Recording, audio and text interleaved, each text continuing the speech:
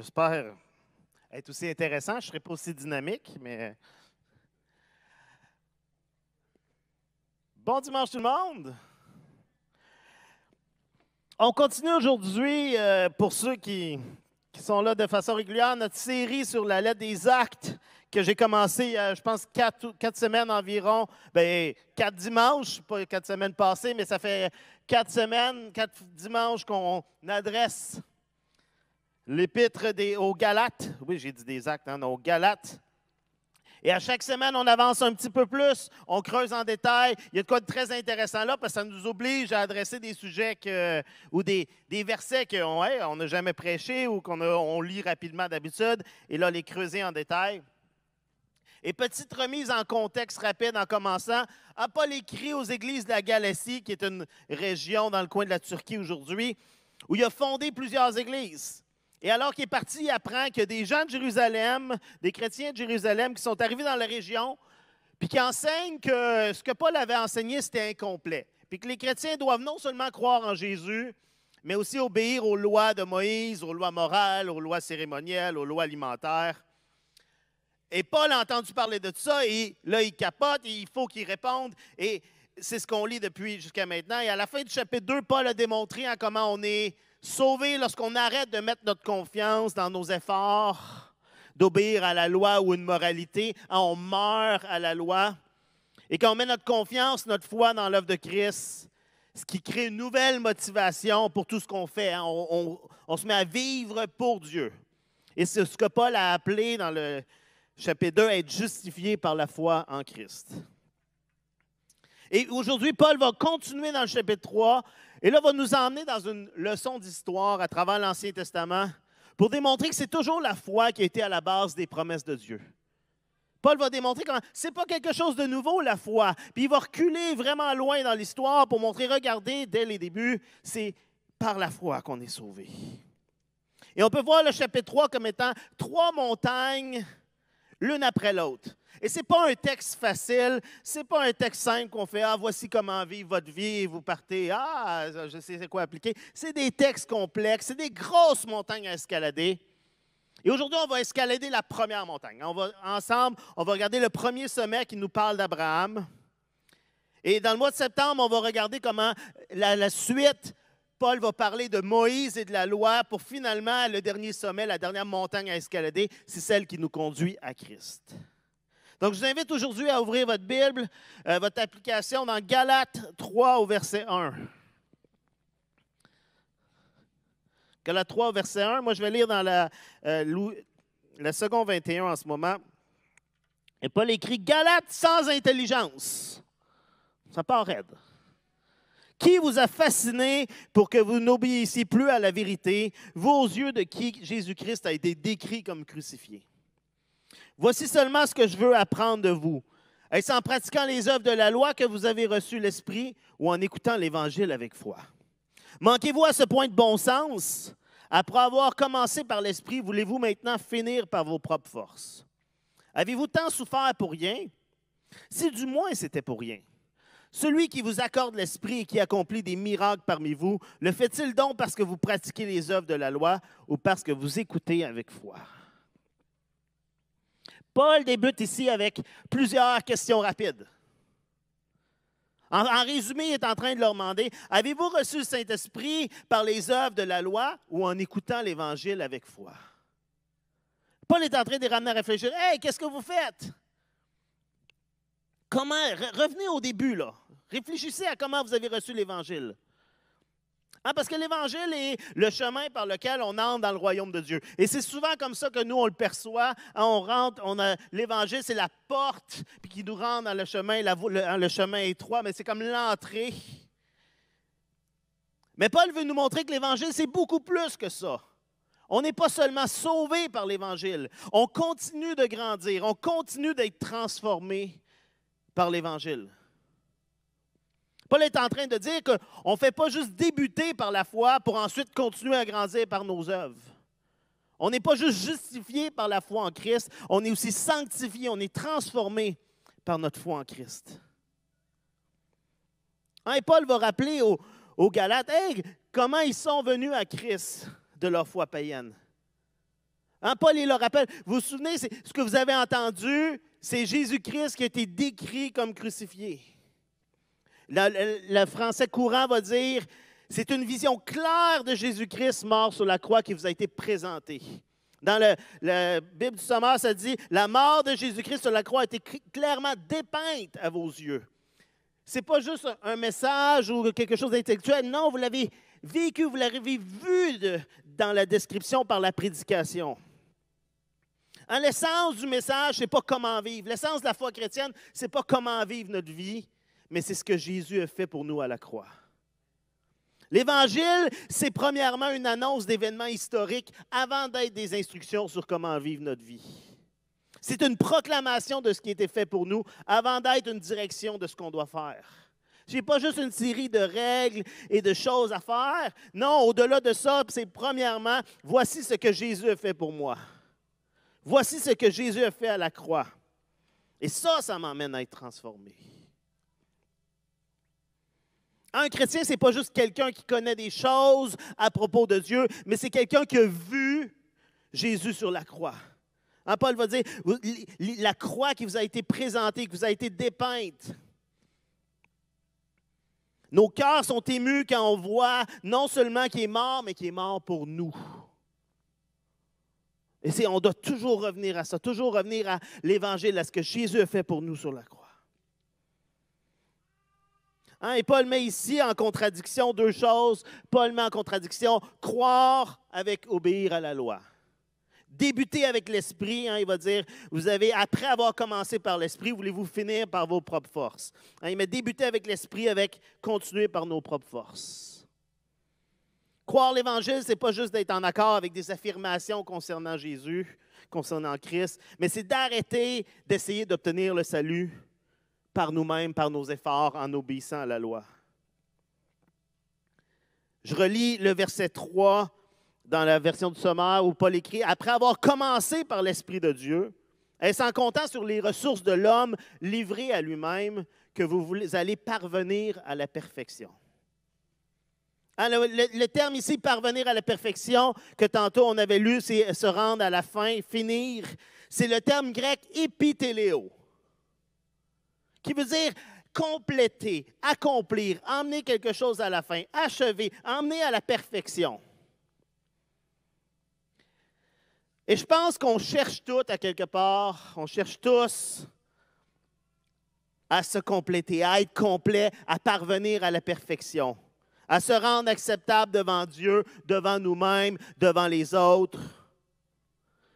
On cherche tous à vivre notre vie en disant « Hey, je veux être complètement épanoui, me sentir à ma finalité, me sentir complet, me sentir parfait. » Et très souvent, on met notre confiance dans nos efforts pour atteindre cette perfection. Hein, à travers nos accomplissements moraux, je suis une bonne personne, je fais des bonnes choses. Nos accomplissements de carrière vocationnelle, nos accomplissements relationnels. Mais on cherche à accomplir des choses pour pouvoir arriver à la fin et dire, oh, j'ai vécu une bonne vie. Mais Paul dit que croire l'Évangile signifie d'abandonner cette approche. Hein, il dit, vous avez commencé par l'Esprit, allez-vous maintenant continuer par vos propres œuvres? Allez-vous atteindre, allez-vous épithéléo par vos propres forces, par vos propres efforts? Paul dit, il faut arrêter de chercher à atteindre la fin, la perfection par nos efforts, par l'obéissance à la loi, en étant une bonne personne. Mais parce que croire en Christ, c'est une révolution, c'est un changement complet dans ce qui devient notre source d'épithéléo, notre sens de finalité, de complétion. Oui, c'est un mot, j'ai appris ça hier. Je ne suis pas parfait, je ne suis pas complet, je ne suis pas finalisé à cause de ce que j'accomplis. Je suis parfait, complet, à cause de ce que Jésus a accompli et continue d'accomplir en moi. Et le moment qu'on le comprend, le moment qu'on le vit, qu'on le réalise, qu'on abandonne enfin, c'est supposé nous enlever un stress incroyable. Hein, Paul, il dit, il va en parler un peu plus tard, mais il dit, la loi, tout ce qu'elle fait, c'est nous mettre une pression parce qu'elle est impossible à tout accomplir. Et quand on essaye d'être parfait, d'être sauvé, mais d'accomplir notre vie par les œuvres, par nos efforts, ça nous amène juste à Paul va dire, ça nous amène à une malédiction. Une malédiction parce que c'est impossible, donc on ne peut pas être sauvé, mais aussi parce qu'on vit constamment dans une anxiété, dans un stress, dans une comparaison avec les autres. Mais Paul dit non, il faut revenir à l'esprit. Paul rappelle aux Galates ce qu'ils ont reçu lorsqu'ils ont cru, l'esprit. Et c'est ce même esprit qui continue son œuvre en nous. C'est l'Esprit de Dieu qui nous transforme, qui nous libère, qui nous fait grandir, qui nous purifie, qui nous sanctifie, qui nous rend meilleurs. Et de la même manière que l'Esprit est entré dans vos vies, il veut continuer à avancer dans vos vies. Mais là, les Galates, Paul a commencé le chapitre 3 en disant « Galates sans intelligence ». D'autres versions vont dire insensés, stupides. Il dit qu'ils ont été fascinés, envoûtés, ensorcelés. Vous êtes passés de l'Évangile, de la foi en Dieu, à vos propres efforts, à vos propres forces, à votre nature humaine. Il y a un prédicateur qui dit « Les chrétiens pensent que nous sommes sauvés par l'Évangile, mais que nous grandissons en appliquant des principes bibliques à tous les aspects de notre vie. » On reçoit le salut par la foi, mais après ça, il faut faire des efforts. Il faut prendre les principes de la Bible, puis les vivre, puis mettre tous nos efforts pour ça. Mais on n'est pas seulement sauvé par l'Évangile. On grandit en appliquant l'Évangile à chaque aspect de nos vies. Et c'est quoi l'Évangile? C'est que tout est par grâce. La base de l'Évangile, c'est ça, c'est qu'il n'y a rien qui est par nos efforts. Donc, même ma croissance, ma sanctification va passer dans un abandon de reconnaître que c'est seulement Dieu qui peut le faire. C'est ça le seul effort, c'est de mettre ma foi en Dieu. Seigneur, j'ai besoin de toi. Saint-Esprit, j'ai besoin de toi.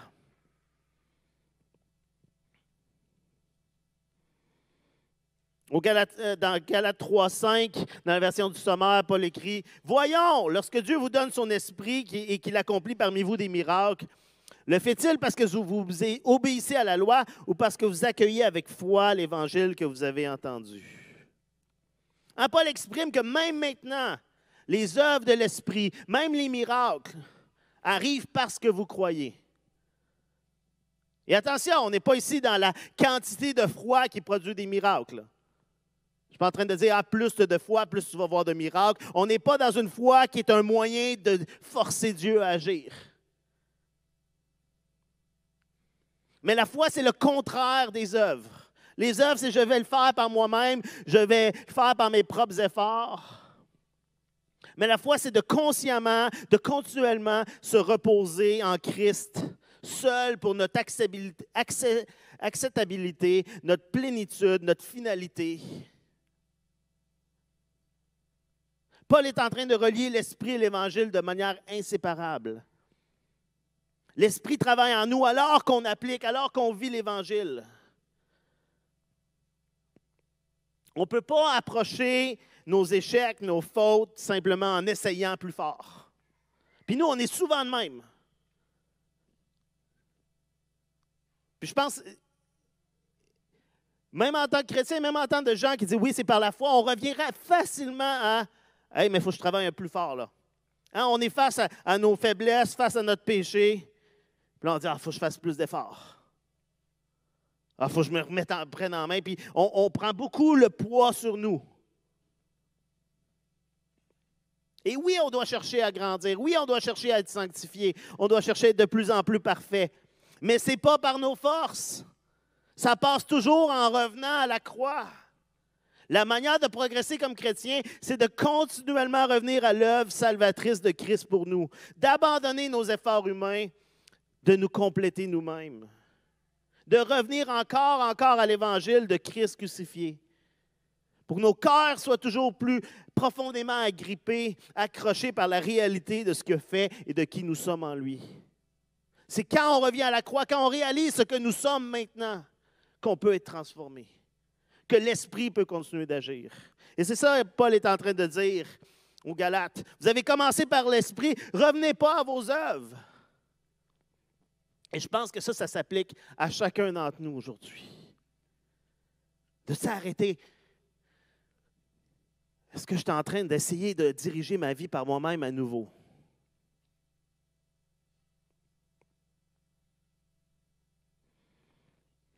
Galates 3, verset 6. Paul continue.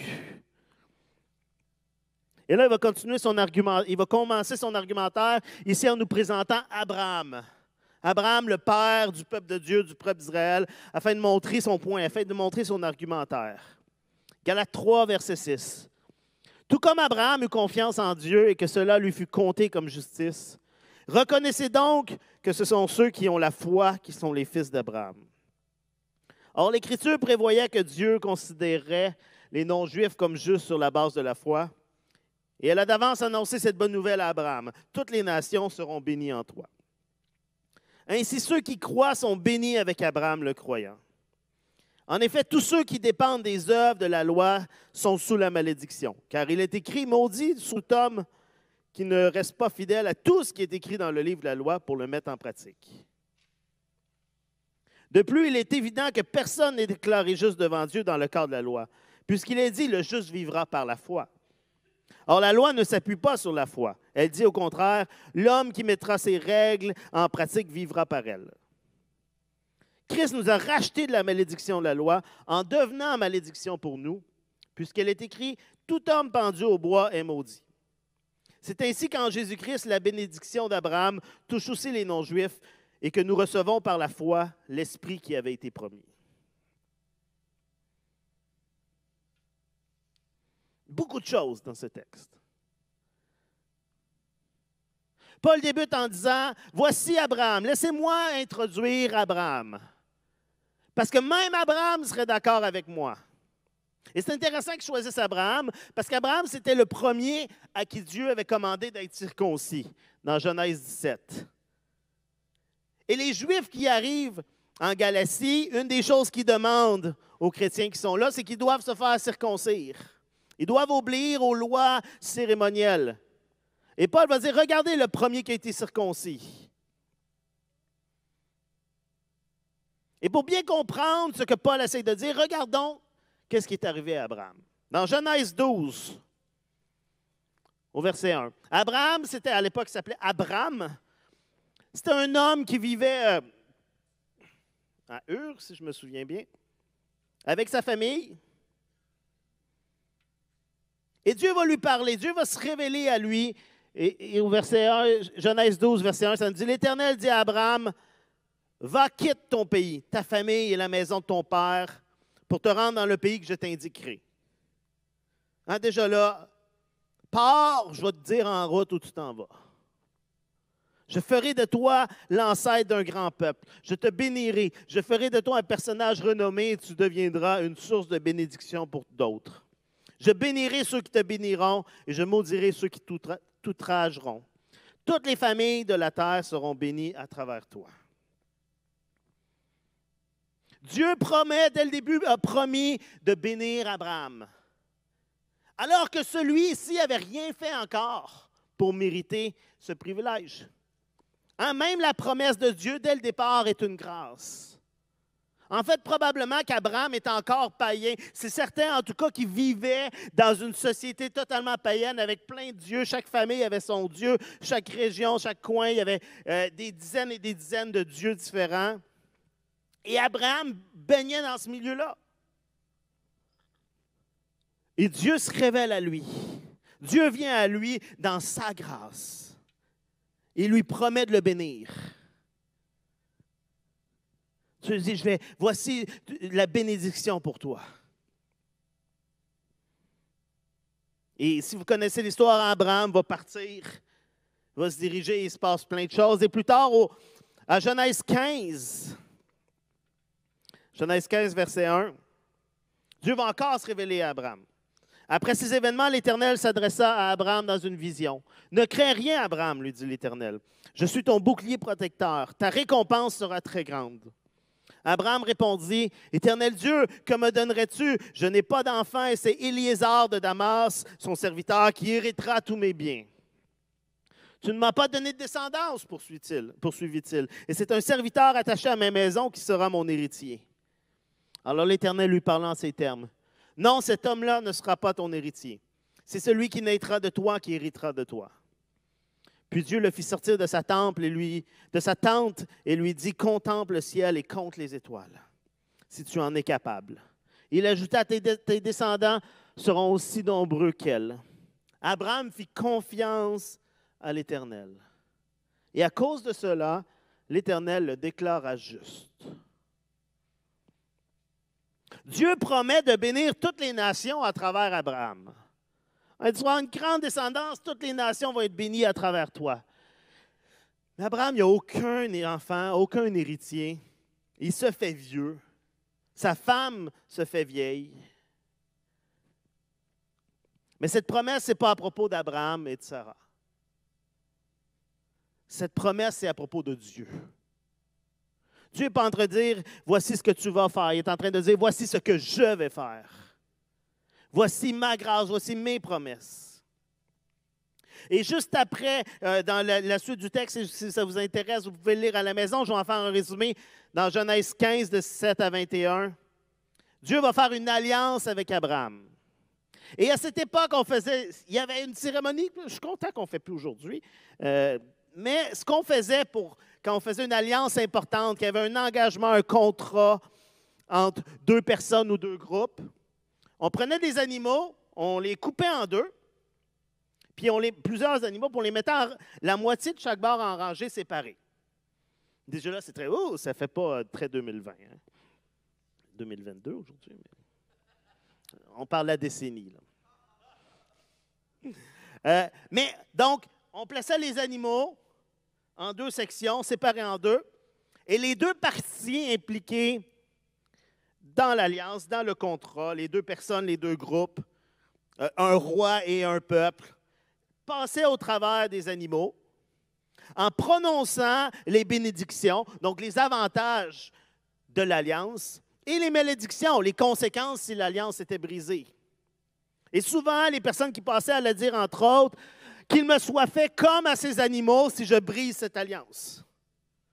Donc, il y avait un engagement de cette alliance, elle est perpétuelle. Voici ce qui va arriver si je reste dans l'alliance, les bénédictions. Voici ce qui va arriver si je sors de l'alliance, les malédictions. Et si vous lisez Deutéronome, c'est rempli, il y a toute une liste dans Deutéronome de bénédictions et de malédictions. C'est l'alliance entre Dieu et le peuple d'Israël. Mais à ce moment-ci, alors que Dieu fait une alliance avec Abraham, et on le voit, là, il y a des animaux qui sont séparés en deux, et Abraham, pendant un bout, essaie de chasser les oiseaux qui veulent le manger, et il finit par s'endormir. Et pendant que Abraham est endormi, Dieu passe. Le feu passe entre les animaux. Et c'est très particulier parce qu'il y a juste Dieu qui passe parmi les animaux. L'alliance entre Dieu et Abraham, c'est seulement Dieu qui fait une alliance avec Abraham. C'est seulement Dieu qui prend le poids de l'alliance sur lui. L'alliance est entièrement basée sur la grâce de Dieu et non sur les œuvres d'Abraham. L'alliance est entièrement entre les mains de Dieu.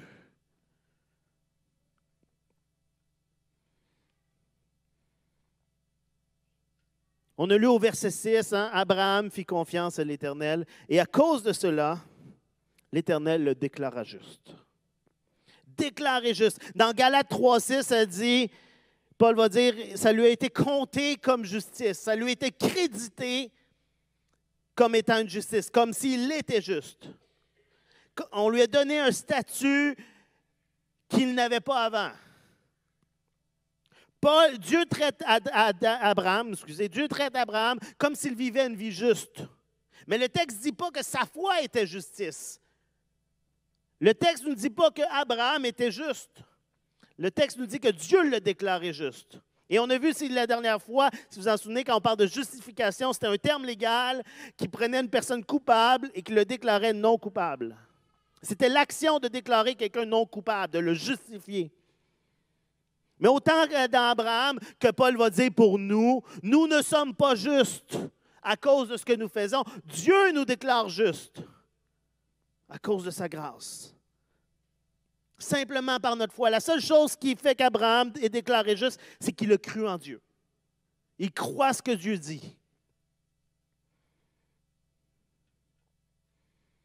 Paul et Abraham nous démontrent que c'est possible d'être aimé, d'être accepté par Dieu, alors que nous sommes encore pécheurs, alors que nous sommes encore imparfaits. Dieu agit déjà. Dieu est déjà en train d'intervenir dans nos vies. Abraham n'a rien fait, il a simplement cru la promesse de Dieu. Il a cru que Dieu allait accomplir ce qu'il avait promis. Abraham a cru Dieu. Et c'est intéressant de voir que Abraham n'a pas cru en Dieu. Il y a beaucoup de gens dans notre société qui croient en Dieu, qui croient, oui, il y a quelque chose, il y a un Dieu qui existe. Mais croire en Dieu, ce n'est pas avoir la foi qui sauve nécessairement. Abraham devait faire confiance, devait croire et faire confiance dans ce que Dieu disait, dans sa promesse. Abraham ne dit pas juste « Ah oui, il y a un Dieu qui existe ». Non, Abraham dit « Le Dieu qui me parle, ce qu'il dit est vrai, je le crois, je le vis ». Tu ne peux pas croire Dieu si tu ne crois pas en Dieu. Mais tu peux croire en Dieu sans croire Dieu, sans mettre ta foi en lui. Je le répète parce que j'ai vu des yeux qui cherchaient. Hein, tu ne peux pas croire Dieu si tu ne crois pas en Dieu. Il faut que tu crois en Dieu à la base.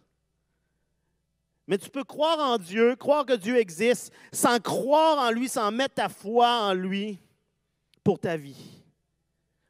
Tu peux avoir une foi générique sur l'existence de Dieu, sur « Ah oui, la Bible, ça semble vrai, il y a des bonnes choses là-dedans. » Mais la foi qui sauve, c'est différente. La foi qui sauve, c'est plus profond. C'est une foi que, oui, Seigneur, je crois ce que tu dis pour moi.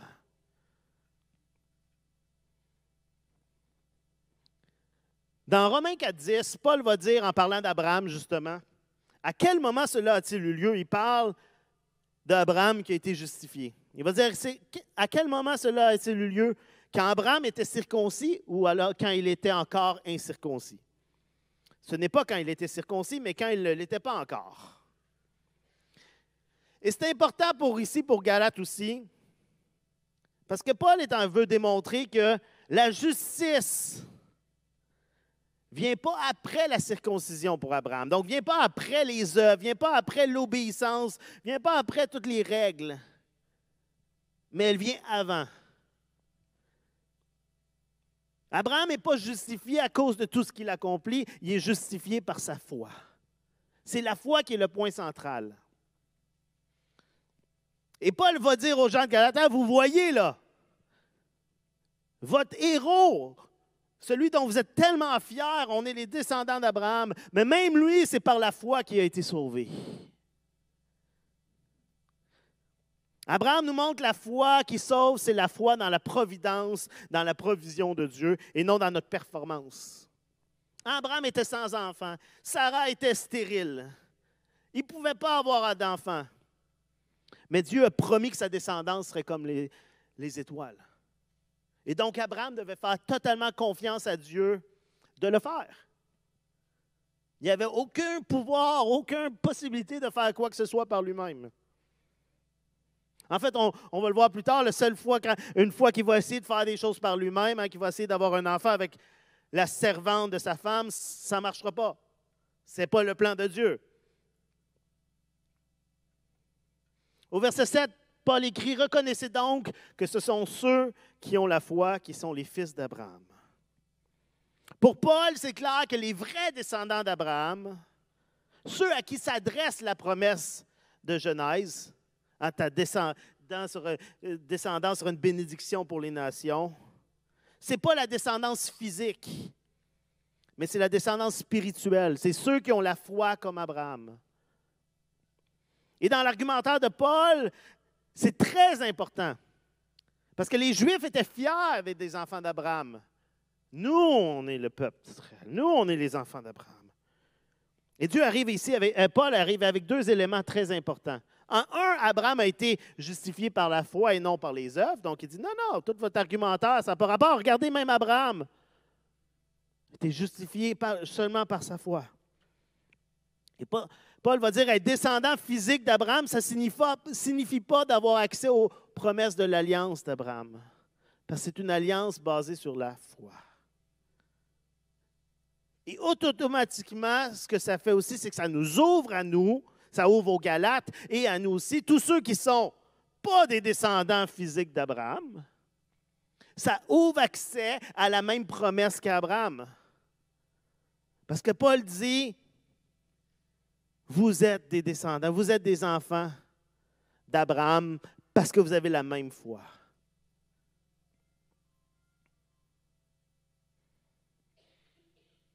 Et Paul met les Galates, et nous aussi, devant deux types de vie. On peut soit vivre par la foi comme Abraham, ou vivre par les œuvres de la loi. Et dans le texte qu'on vient de lire, Paul dit, les deux ne peuvent pas coexister. Paul dit, si tu as la loi, le juste vivra, doit obéir à toutes les règles, et le juste vivra par la foi. Et celui qui a la loi ne peut pas avoir, c'est pas relié ensemble. Tu ne peux pas essayer d'être sauvé par tes œuvres et en même temps par la foi. C'est l'un ou l'autre. Vivre par, ça veut dire s'appuyer sur quelque chose pour notre bonheur, pour notre épanouissement. Et c'est une question importante à se poser régulièrement. Sur quoi ma vie est-elle basée? C'est quoi que si je le perdais me ferait sentir comme si j'avais plus de vie, plus de sens, plus de raison d'être? Et pour être honnête, très souvent, quand on s'y arrête à cette question-là, on réalise qu'il y a beaucoup de choses qui prennent la place dans nos vies. On fait, oh, c'est tout ça qui est en train de prendre la place? C'est si important pour moi? Très rapidement, très souvent, on s'éloigne de Dieu. Puis on s'imagine que notre bonheur, notre épanouissement vient d'autre chose. Mais pour Paul, le choix est clair et simple. En la foi comme Abraham, c'est ça qui apporte la bénédiction. Vivre par la loi, ça nous conduit sous une malédiction. Paul, au verset 10, Paul disait, « Tous ceux qui dépendent des œuvres de la loi sont sous une malédiction, parce qu'il est écrit, « Maudit soit tout homme qui ne reste pas fidèle à tout ce qui est écrit dans le livre de la loi. » Donc, il dit, si vous voulez vivre par la loi, vous allez devoir obéir tout. Et ça, et Paul le dit, Paul le réalise, Paul l'a vécu, c'est impossible. Donc, il dit, automatiquement, vous êtes sous une malédiction. Mais Paul revient à l'Évangile. Paul termine ce verset en nous rappelant ce que Christ fait pour nous. Au verset 13, Christ nous a racheté de la malédiction de la loi en devenant malédiction pour nous, en prenant notre place, afin qu'on ait accès à la bénédiction. Verset 14 dit, « C'est ainsi qu'en Jésus-Christ, la bénédiction d'Abraham touche aussi les non-juifs et que nous recevons par la foi l'Esprit qui nous a été promis. » La promesse d'Abraham est pour nous à cause de Christ. Et c'est quoi la réaction d'Abraham suite à la promesse, suite à l'alliance? Qu'est-ce que fait Abraham par la suite? Abraham obéit. Au verset dans Genèse 17, Dieu dit, il l'amène à être circoncis, Abraham obéit. Abraham a quitté son pays. Abraham, Dieu va lui dire, donne ton fils. Abraham va faire, OK, je vais donner mon fils jusqu'à temps que Dieu lui dise, non, c'est correct. Mais Abraham va obéir. Mais l'obéissance, dans le cas d'Abraham, vient toujours après la foi.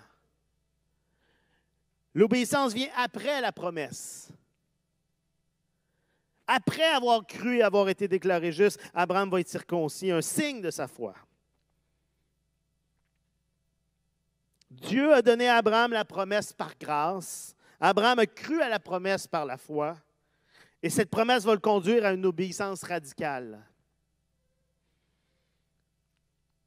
Et quand on fait confiance à Dieu, C'est là qu'on fait des choses qui peuvent sembler folles au monde. Non seulement parce qu'on essaye non parce qu'on essaye de gagner notre salut, non parce qu'on veut paraître bien, on veut être accepté par Dieu, mais parce qu'on a été accepté en Dieu et on croit sa promesse. Et donc, si je crois à la promesse de Dieu, si je crois à ce que Dieu dit pour ma vie, c'est vrai, je vais agir en conséquence. Donc, on n'est pas seulement sauvé par la foi, mais on vit notre vie entière par la foi en Dieu. Et ça va devenir super important pour Paul dans la suite de Galates.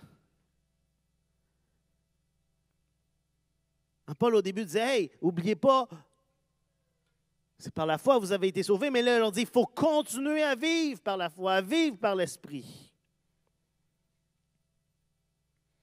Et on sait déjà que dans Galates 5, Paul va parler du fruit de l'Esprit. Donc, Paul va parler de l'Esprit qui nous transforme. Et je vais inviter les musiciens. Ce matin, je ne voulais pas être long. On sait, j'ai des enfants aussi, on a vécu ce que ça peut être des fois.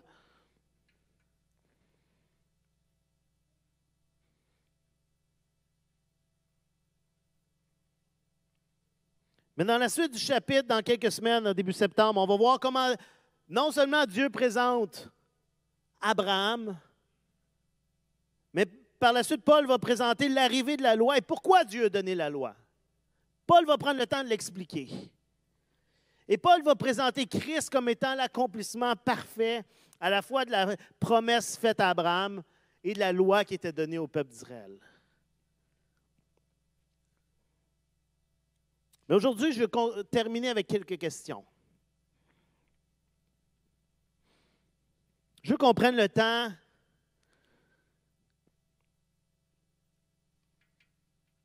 de se demander comment est-ce que je vis ma vie.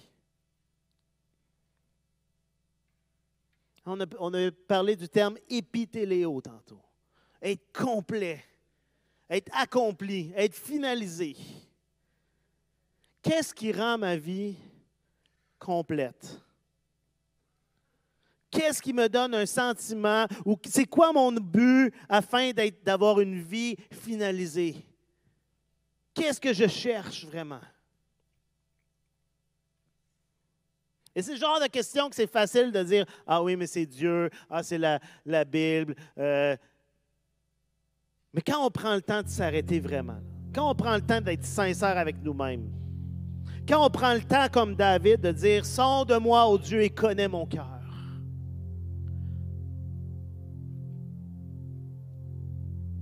Souvent, on réalise qu'on est en train d'aller sur une mauvaise voie.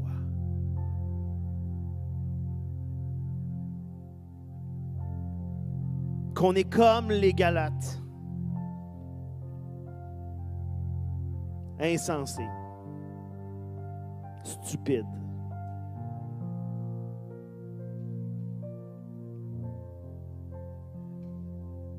Emmenés par plein d'autres choses qui nous ont, pour reprendre le terme, fascinés par d'autres gens. Et notre monde est bon pour nous éloigner, pour nous fasciner, pour nous faire penser qu'il y a tellement d'autres choses qui vont nous rendre bien, qui vont nous rendre accomplis.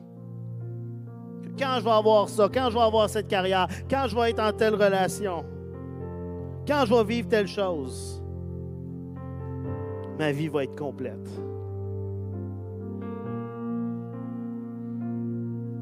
Mais la première question que Paul pose dans le chapitre, c'est: allez-vous maintenant finir par vos propres forces alors que vous avez commencé par l'Esprit? Puis la réponse, elle est claire, c'est non, revenez à l'Esprit.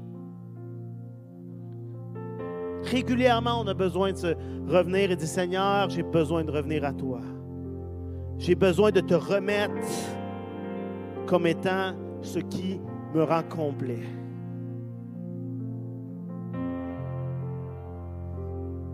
Comment est-ce qu'on vit notre vie chrétienne? Comment est-ce que je vis ma croissance spirituelle, ma sanctification? D'être de plus en plus semblable à Christ. Est-ce que j'essaie d'être transformé par mes efforts ou par la foi dans l'œuvre de Christ à la croix? De revenir toujours à la croix et dire, Seigneur, j'ai besoin de toi. Seigneur, j'ai besoin de ta grâce. Saint-Esprit, à chaque fois que j'essaie de lutter par moi-même, à chaque fois que j'essaie d'affronter mes fautes, mes péchés, mes faiblesses par moi-même, c'est un échec. J'ai besoin de ta grâce. J'ai besoin de ta transformation, Saint-Esprit. Est-ce que je réalise à quel point l'œuvre de l'Esprit en moi passe d'abord par un abandon de tous mes efforts et de juste mettre ma foi en Dieu?